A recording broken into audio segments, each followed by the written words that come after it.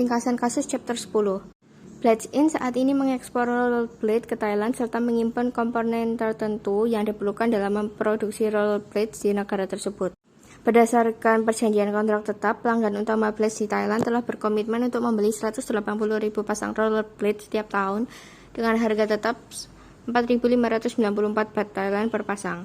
Blades mengimpor komponen karet dan plastik dari berbagai pemasok di Thailand dengan biaya sekitar 2.871 baht per pasang, meski harga pastinya bergantung pada harga pasar saat ini. Blades mengimpor bahan yang cukup untuk membuat 72.000 pasang rollerblade dari Thailand setiap tahun. Keputusan tersebut diambil karena komponen karet dan plastik yang dibutuhkan untuk memproduksi blades tidak mahal, namun berkualitas tinggi di Thailand. Blades di masa lalu telah melakukan bisnis dengan pemasok Jepang dengan analisis blades yang menunjukkan bahwa komponen Jepang memiliki kualitas yang lebih rendah daripada komponen Thailand, namun terkadang Blades mengimpor komponen dari Jepang ketika harganya cukup rendah. Ben Holt, CFO Blades, mempertimbangkan untuk akan lebih sering mengimpor komponen dari Jepang dikarenakan ingin mengurangi exposure baht dengan Blades dengan mengambil keuntungan dari korelasi tinggi antara baht dan yen. Blades memiliki aliran masuk kas bersih dalam mata uang baht dan aliran keluar dalam mata uang yen. Exposure transaksi bersihnya akan berkurang apabila kedua mata uang berkorelasi tinggi. Jika Blades memutuskan untuk mengimpor komponen dari Jepang, mungkin akan mengimpor bahan yang cukup untuk memproduksi 1.700 pasang rollerblades setiap tahun dengan harga 7.440 yen per pasang. Saat ini, Holt mempertimbangkan untuk melakukan ekspansi lebih lanjut ke luar negeri untuk meningkatkan penjualan luar negeri Blades. Tujuan dari rencana Holt ini adalah untuk margin profit dari impor dan ekspor Blades yang melebihi 25%, sedangkan margin profit produksi dalam negeri di bawah 15%. Oleh karena itu, Holt yakin ekspansi asing lebih lanjut akan bermanfaat bagi perusahaan di masa depan. Ben Holt mempertimbangkan untuk memperluas hubungan perdagangan Blades ke negara-negara di berbagai wilayah di dunia. Keputusan ini bertujuan bahwa berbagai produsen rollerblade Thailand baru-baru ini mendirikan anak perusahaan di Amerika Serikat. Berbagai produsen rollerblade Thailand baru-baru ini menargetkan pasar Amerika Serikat dengan mengiklankan produk mereka melalui internet. Blades tidak yakin apakah pelanggan utamanya di Thailand akan memperbarui komitmen saat ini untuk membeli rollerblades dalam jumlah tetap setiap tahun dikarenakan perjanjian saat ini akan berakhir dalam 2 tahun. Alasan lain untuk terlibat dalam transaksi dengan negara lain non-Asia negara adalah bahwa baht Thailand telah terdepresiasi secara substansial baru-baru ini yang agak mengurangi margin keuntungan Blades. Penjualan rollerblades ke negara lain dengan mata uang yang lebih stabil dapat meningkatkan margin keuntungan Blades. Meskipun Blades akan terus mengekspor ke Thailand berdasarkan perjanjian saat ini selama 2 tahun ke depan, Blades juga dapat mengekspor rollerblade ke Jocks Ltd, pengecer Inggris. Negosiasi awal menunjukkan bahwa Jocks bersedia berkomitmen untuk membeli 200.000 pasang Speedos, produk utama Blades, dengan harga tetap 80 pound per pasang. Holt mengetahui bahwa ekspansi lebih lanjut akan meningkatkan exposure Blades terhadap fluktuasi nilai tukar, tetapi Holt yakin bahwa Blades dapat menambah margin keuntungannya dengan melakukan ekspansi. Holt menyadari bahwa masalah ekonomi baru-baru ini di Thailand telah berdampak pada Thailand dan negara-negara Asia lainnya. Sementara korelasi antara mata uang Asia seperti yen Jepang dan baht Thailand umumnya tidak terlalu tinggi dan sangat tidak stabil. Namun masalah baru-baru ini telah meningkatkan korelasi di antara sebagian besar mata uang Asia. Sebaliknya, korelasi antara pound Inggris dan mata uang Asia cukup rendah. Untuk membantu Anda dalam analisis Anda, Holt telah memberi Anda beberapa data. Ringkasan kasus chapter 11. Blades In memutuskan memperluas hubungan perdagangan internasional dengan mengekspor ke Inggris. Jocks Ltd, pengecer Inggris, berkomitmen untuk pembelian tahunan 200.000 pasang Speedos, produk utama Blades, dengan harga 80 pound sterling per pasang. Perjanjian ini berlaku selama 2 tahun dan dapat diperpanjang oleh Blades dan Jocks. Blades juga terus mengekspor ke Thailand. Pelanggan utamanya Entertainment Products berkomitmen untuk membeli 180.000 pasang Speedos selama 2 tahun setiap tahun dengan harga tetap 4.594 baht Thailand per pasang. Ketika perjanjian berakhir, dapat diperpanjang oleh Blades dan Entertainment Products. Blades menimbulkan harga pokok penjualan dalam mata uang baht Thailand dengan mengimpor bahan yang cukup untuk memproduksi 72.000 pasang Speedos setiap tahun dari Thailand. Impor ini dalam mata uang baht dan harganya bergantung pada harga pasar saat ini untuk komponen karet dan plastik yang diimpor. Di bawah dua pengaturan ekspor, Blades menjual masing-masing 50.000 dan 45.000 pasang Speedos setiap 3 bulan ke produk Jokes dan Entertainment. Pembayaran atas penjualan ini dilakukan pada tanggal 1 Januari, April, Juli, dan Oktober. Jumlah tahunan tersebar di kuartal untuk menghindari persediaan yang berlebihan untuk pengecer Inggris dan Thailand. Untuk menghindari persediaan yang berlebihan, Blades biasanya mengimpor bahan yang cukup untuk memproduksi 18.000 pasang Speedos setiap 3 bulan dari Thailand. Meskipun persyaratan pembayaran meminta pembayaran dalam waktu 60 hari setelah pengiriman, Blades umumnya membayar impor Thailand pada saat pengiriman pada hari pertama setiap kuartal untuk mempertahankan hubungan perdagangannya dengan pemasok Thailand. Blades merasa bahwa pembayaran lebih awal bermanfaat karena pelanggan lain dari pemasok Thailand membayar pembelian mereka hanya jika diperlukan. Karena Blades relatif baru dalam perdagangan internasional, Ben Holt, Chief Financial Officer Blades, prihatin dengan potensi dampak fluktuasi nilai tukar pada kinerja keuangan Blades. Holt sama-sama akrab dengan berbagai teknik yang tersedia untuk melindungi eksposur transaksi, tetapi dia tidak yakin apakah satu teknik lebih unggul dari yang lain. Holt ingin lebih tahu banyak tentang forward, pasar uang, dan lindung nilai opsi dan telah meminta Anda, seorang analisis keuangan di Blades, untuk membantunya mengidentifikasi teknik lindung nilai yang paling tepat untuk Blades.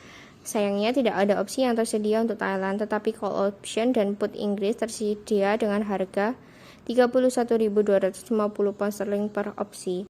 Rumusan masalah pada chapter 10 yaitu yang pertama, jenis exposure apa? Yaitu exposure transaksi ekonomi atau translasi yang dihadapi Blades dan mengapa. Lalu yang kedua, dengan menggunakan spreadsheet, lakukan penilaian arus kas bersih Blades in yang terkonsolidasi dan perkirakan kisaran arus masuk dan keluar bersih Blades untuk tahun mendatang.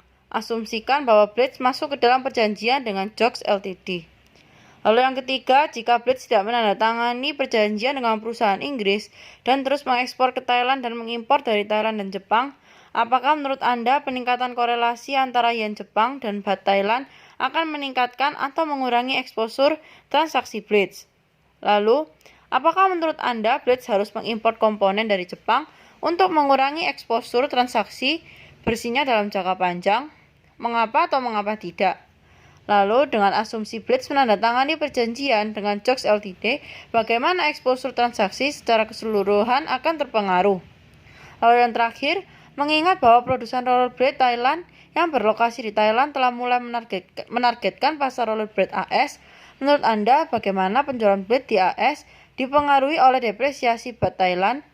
Lalu bagaimana menurut Anda ekspornya ke Thailand dan importnya dari Thailand dan Jepang dipengaruhi oleh depresiasi?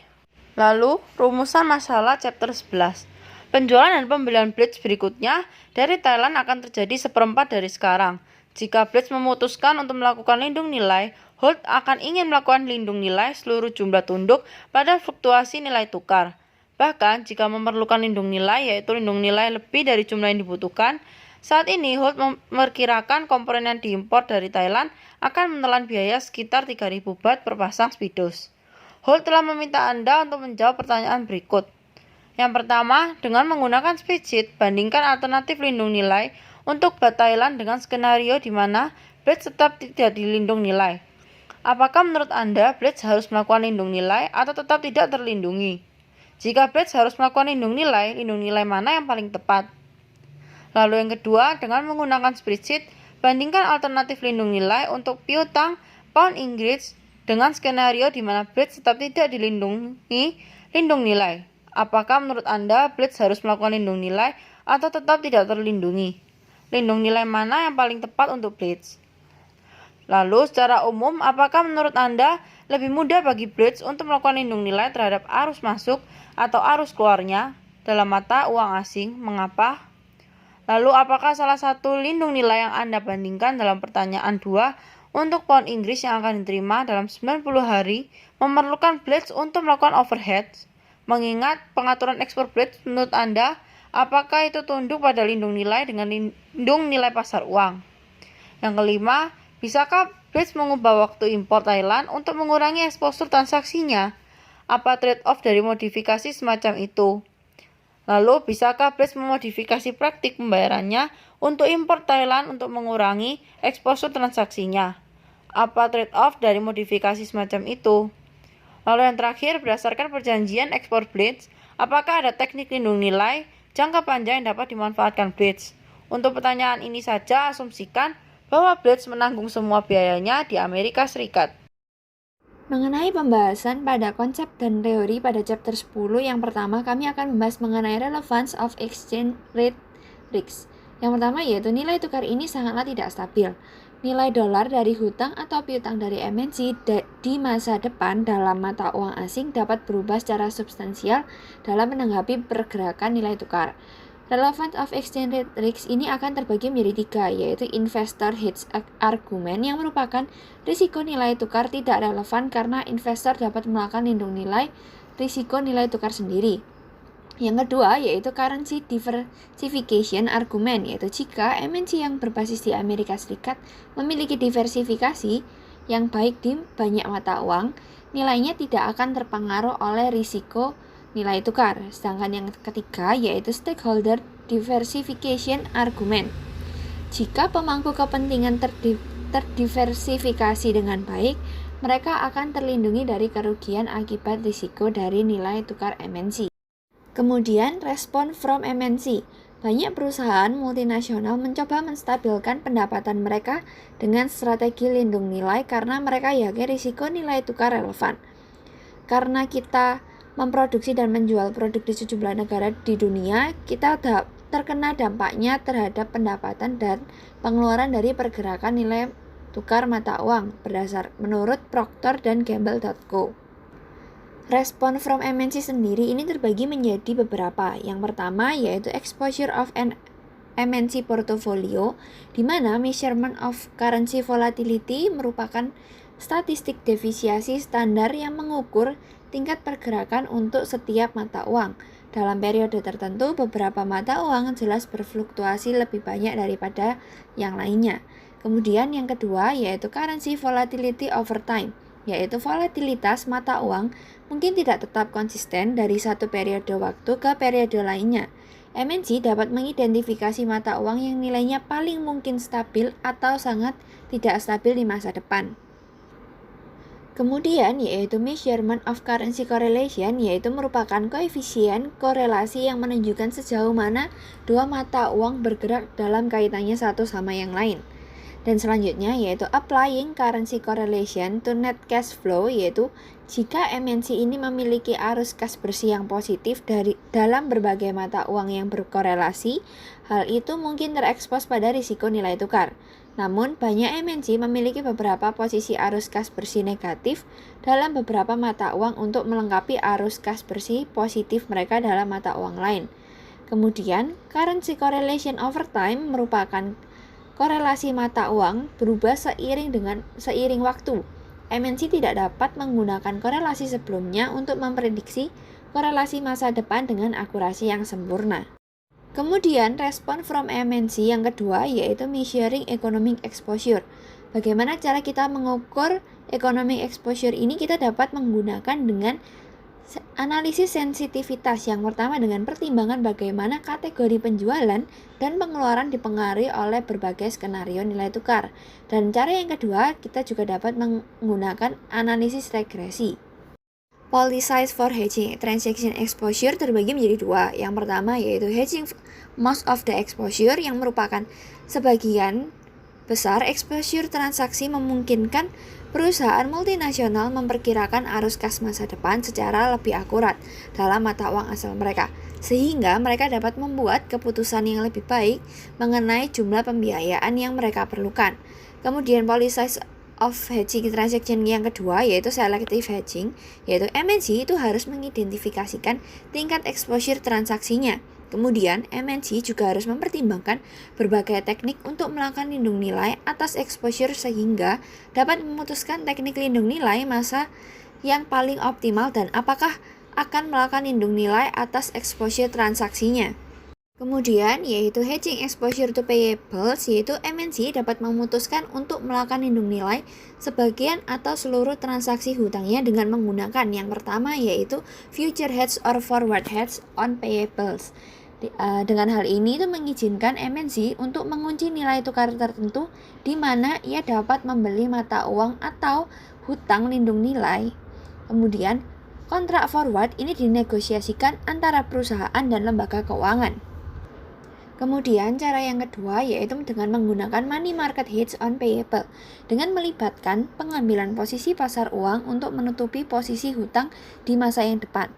Jika perusahaan ini lebih memilih untuk melakukan lindung nilai atas hutang tanpa menggunakan saldo kasnya, maka itu harus dilakukan dengan meminjam dana dalam mata uang lokal dan menginvestasikan dalam instrumen jangka pendek dalam mata uang asing. Kemudian cara yang ketiga yaitu currency option hedge on payables. Opsi beli mata uang ini memberikan hak untuk membeli sejumlah mata uang tertentu pada harga kesepakatan atau harga pelaksanaan tertentu dalam periode waktu tertentu. Opsi beli mata uang tidak mewajibkan pemiliknya untuk membeli mata uang pada harga tersebut. Nah, MNC memiliki fleksibilitas untuk memberikan opsi kadaluarsa dan mendapatkan mata uang pada kurs spot yang ada saat hutang jatuh tempo.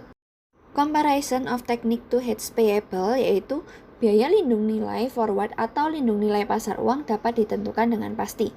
Lindung nilai call option mata uang memiliki hasil yang berbeda tergantung pada nilai spot masa depan pada saat hutang jatuh tempo. Kemudian, apa saja yang menjadi optimal teknik for hedging payables? Pilihan yang pertama yaitu teknik lindung nilai yang optimal dengan mempertimbangkan apakah future atau forward itu lebih disukai. Kemudian mempertimbangkan keinginan lindung nilai pasar uang versus futures atau forward berdasarkan biayanya. Kemudian, juga dapat menilai kelayakan opsi beli mata uang berdasarkan estimasi arus kas keluar.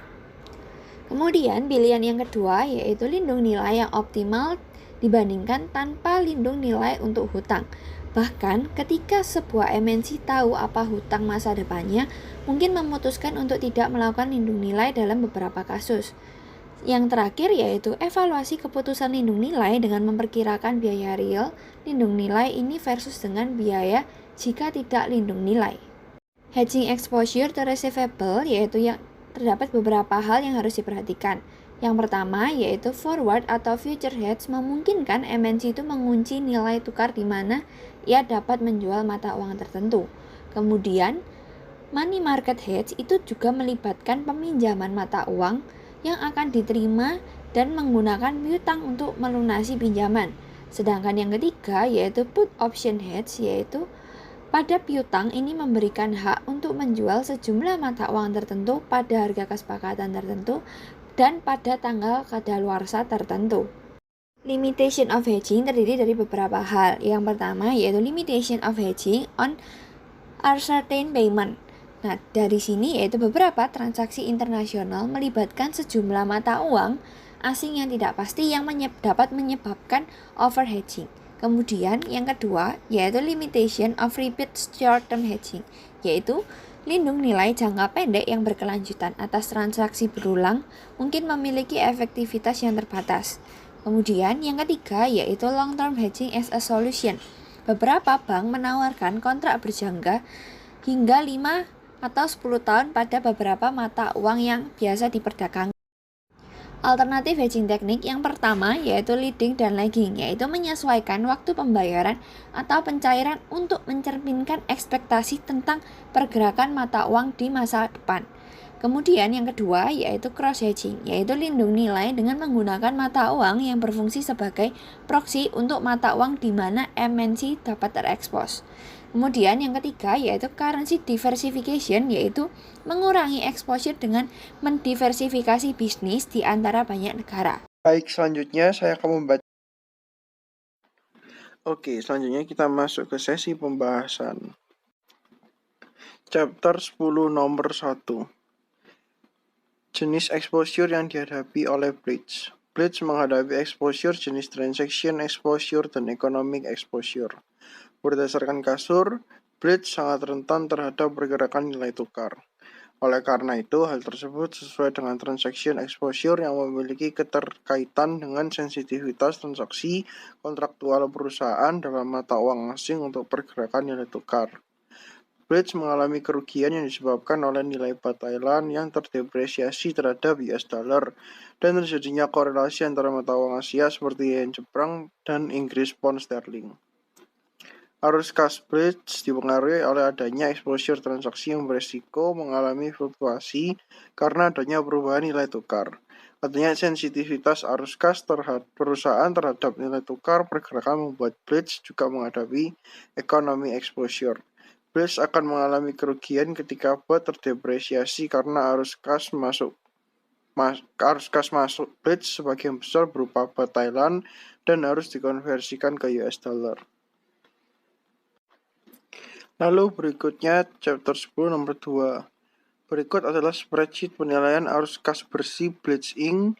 yang terkonsolidasi dan perkiraan kisaran arus kas masuk dan keluar bersih Pledge untuk tahun mendatang. Asumsi bahwa Pledge masuk ke dalam perjanjian dengan JOKS Ltd. Dapat dilihat di tabel paling kanan net inflow atau outflow as measured in. Ada 24 juta dolar dari British Pound inflow, lalu dari Thailand baht-nya ada sekitar 14.884.990 dolar US dollar, lalu dari Japanese yen outflow-nya ada 104.978,4 dolar. Lalu net cash flow in US dollar-nya totalnya itu 38.780.013,6 dolar. Kesimpulannya, maka berdasarkan perhitungan di atas dapat diketahui bahwa Pledge akan memperoleh net cash flow positif dalam US dollar sebesar 38.780.013,6 US dollar. Kemudian kita masuk ke pertanyaan nomor 3 dan nomor 4. Keadaan transaction exposure Pledge ketika terjadi korelasi yang meningkat antara yen Jepang dan baht Thailand jika Pledge tidak masuk ke dalam perjanjian dengan perusahaan Inggris dan terus mengekspor ke Thailand dan mengimpor dari Thailand dan Jepang. Pledge akan mengalami penurunan transaction exposure jika tidak menjalin hubungan dengan perusahaan Inggris. Hal tersebut dikarenakan apabila korelasi antara yen Jepang dan baht Thailand meningkat, maka akan mengakibatkan prediksi nilai yang dapat diperoleh dari analisis semakin besar, sehingga informasi yang dapat diperoleh di masa mendatang akan lebih akurat.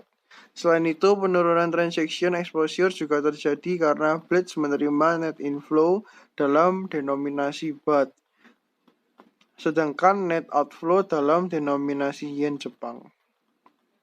Apabila baht Thailand mengalami depresiasi, maka pendapatan dalam US dollar akan berkurang. Namun apabila yen Jepang mengalami depresiasi, maka pengeluaran dalam US dollar akan berkurang, sehingga net transaction exposure dari Pledge akan berkurang apabila korelasi antara yen Jepang dan baht Thailand meningkat.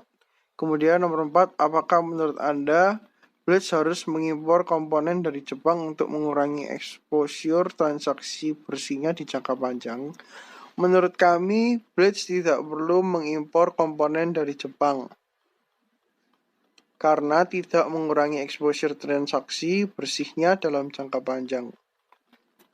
Adanya korelasi yang tinggi antara baht dan yen Jepang yang terjadi saat ini dapat mengurangi transaction exposure. Oleh karena itu, mengandalkan korelasi tinggi antara baht dan yen Jepang bukanlah keputusan yang baik di jangka panjang untuk mengurangi transaction exposure, karena korelasi tersebut dinilai dapat mengalami penurunan di masa depan, namun tidak mengurangi transaction exposure sehingga berpotensi merugikan Pledge. Kemudian kita masuk ke nomor 5 dan nomor 6. Nomor 5, asumsi Pledge bila masuk ke dalam perjanjian dengan JOKS dapat mempengaruhi exposure transaksi secara keseluruhan. Pledge akan mengalami peningkatan transaction exposure apabila Pledge masuk ke dalam perjanjian JOKS Ltd di Inggris. Meskipun kenaikan yang terjadi pada transaction exposure tidak terlalu tinggi karena kondisi korelasi yang rendah antara mata uang Asia dan Inggris, kenaikan transaction exposure tersebut terjadi karena transaksi yang terjadi dapat meningkatkan net cash inflow splits pada pound sterling. Kemudian yang nomor 6, terjadinya depresiasi yang dialami oleh baht Thailand berdampak negatif pada ekspor blitz ke Thailand, namun berdampak positif terhadap impor blitz dari Thailand. Dampak negatif pada ekspor yang dialami blitz dikarenakan blitz yang menerima langsung mata uang baht, sehingga ketika dikonversikan akan menghasilkan USD yang lebih sedikit. Sedangkan apabila blitz melakukan impor, USD yang dipergunakan lebih sedikit dibandingkan ekspor. Selain itu, korelasi yang tinggi antara yen Jepang dan baht Thailand juga akan mengurangi biaya dalam USD yang dipergunakan blitz dalam impor dari Jepang, meskipun yen Jepang mengalami depresiasi. Di sisi lain, depresiasi baht yang terjadi tidak berpengaruh negatif terhadap penjualan blitz di US. Hal tersebut dikarenakan adanya produsen roller blitz Thailand yang telah menarget pasar AS, sehingga konsumen AS bisa membeli blitz dengan harga yang lebih terjangkau dari kompetitor. Selanjutnya kita masuk ke chapter 11 nomor 1. Dapat dilihat pada tabel spreadsheet perhitungan baht bersih yang dibayar atau diterima dalam 90 hari ke depan. Net cash flow-nya sebesar 152.730.000 baht Thailand. Kesimpulannya, berdasarkan hasil perhitungan tersebut, maka terlihat bahwa blitz melakukan lindung nilai dengan menggunakan money market hedge memberikan hasil yang lebih besar daripada forward hedge, yaitu sebesar 3.448.614,3 dolar. Menurut kami, blitz diharapkan untuk melakukan lindung nilai karena meskipun hasil akhir apabila tidak melakukan lindung nilai lebih tinggi, yaitu sebesar 3.589.155 dolar. Hal ini hanya memiliki probabilitas sebesar 5%. Selanjutnya kita masuk ke chapter 11 nomor 2. Dapat dilihat perhitungan pound yang diterima dalam 90 hari ke depan. Tabel pendapatan dalam pound, price sebesar 80 euro, quantity sebesar 50.000, totalnya 4 juta euro. Kesimpulannya, berdasarkan hasil perhitungan di atas, maka terlihat bahwa blitz harus melindungi nilai piutang blitz dalam pound dengan menggunakan money market hedge, karena memberikan hasil sebesar 6.5.882,35 US dollar. Menurut kami, blitz diharapkan untuk melakukan lindung nilai karena meskipun hasil akhirnya apabila tidak melakukan lindung nilai itu lebih tinggi, yaitu sebesar 6.080.000 US dollar. Hal ini hanya memiliki probabilitas besar 5%. Selanjutnya pada nomor 3 dan nomor 4. Nomor 3, menurut kami akan lebih mudah bagi blitz untuk melakukan hedging pada inflow dalam denominasi mata uang asing. Hal tersebut dikarenakan outflow blitz bergantung pada jumlah hutang dalam mata uang asing yang dipengaruhi oleh fluktuasi harga pasar dan nilai tukar di masa mendatang. Selain itu, karena blitz memiliki perjanjian ekspor dengan entertainment products di Thailand, sehingga menyebabkan arus masuk USD tidak pasti dalam satu variabel, seperti perubahan nilai tukar. Oleh karena itu, akan lebih mudah bagi blitz untuk melakukan hedging inflow dalam denominasi mata uang asing. Kemudian nomor 4, apakah salah satu lindung nilai yang Anda bandingkan di pertanyaan nomor 2 untuk pound Inggris yang akan diterima dalam 90 hari membutuhkan blitz untuk melakukan overhedge? Pada kasus ini tidak terdapat hedging yang mengharuskan blitz untuk melakukan overhedging. Meskipun blitz akan menerima 4 juta pound dalam 90 hari dan perlu membeli 120 put option untuk menutupi exposure ini secara tepat. Pengaturan ekspor blitz tidak tunduk pada overhedging. Blitz telah memiliki perjanjian dengan pengecer dari Inggris dan Thailand dengan harga yang telah ditetapkan, sehingga kecil kemungkinan bahwa jumlah sebenarnya yang akan diterima di masa depan akan berbeda dari jumlah yang diharapkan. Selanjutnya, kita ke nomor 5. Bisakah Blitz mengubah waktu impor Thailand untuk mengurangi exposure transaksinya? Apa trade-off dari modifikasi semacam itu? Blitz dapat mengubah waktu impor Thailand dengan leading dan lagging. Blitz dapat melibatkan penyesuaian waktu permintaan pembayaran atau pengeluaran dengan mengimpor bahan yang cukup untuk mengimbangi inflows dalam mata uang baht. Periode ini untuk mencerminkan ekspektasi tentang pergerakan uang di masa depan. Pada kuartal ini, Blitz akan menghasilkan pendapatan sebesar 206.730.000 baht, sehingga Blitz dapat mengimpor bahan yang cukup untuk memproduksi sebanyak 68.910 pasang spidus. Selanjutnya, Blitz dapat menginstruksikan percepatan pembelian dari Thailand, di mana pelanggan Thailand dapat melakukan pembayaran langsung ke pemasok Thailand.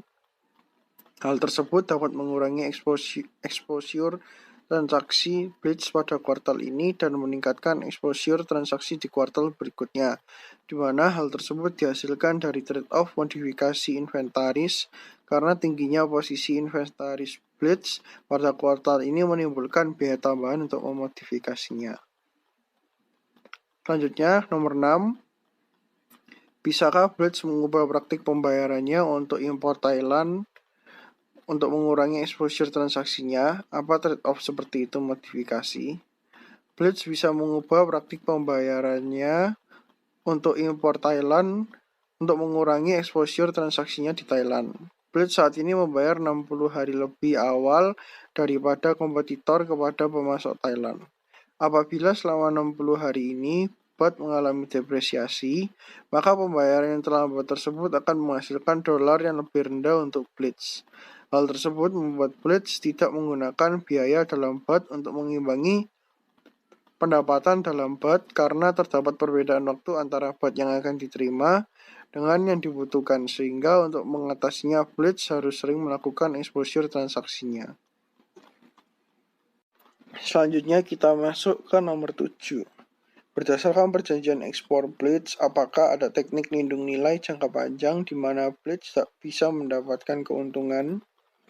Untuk pertanyaan ini saja, asumsikan Blitz menanggung semua biayanya di Amerika Serikat. Blitz dapat menggunakan teknik hedging jangka panjang dengan menggunakan forward contract karena sesuai dengan Blitz yang dapat memperkirakan secara akurat hutang atau piutang perusahaan dalam mata uang asing yang akan terjadi di masa depan. Blitz dapat melakukan forward contract untuk baht Thailand maupun pound sterling, menukar mata uang dengan perusahaan lain di masa yang akan datang, dan atau menyetujui pinjaman paralel atau parallel loan yang melibatkan pertukaran mata uang antara dua pihak dengan perjanjian untuk menukar kembali mata uang dengan nilai tukar tertentu di masa mendatang. Sekian presentasi dari kelompok kami, terima kasih atas perhatiannya.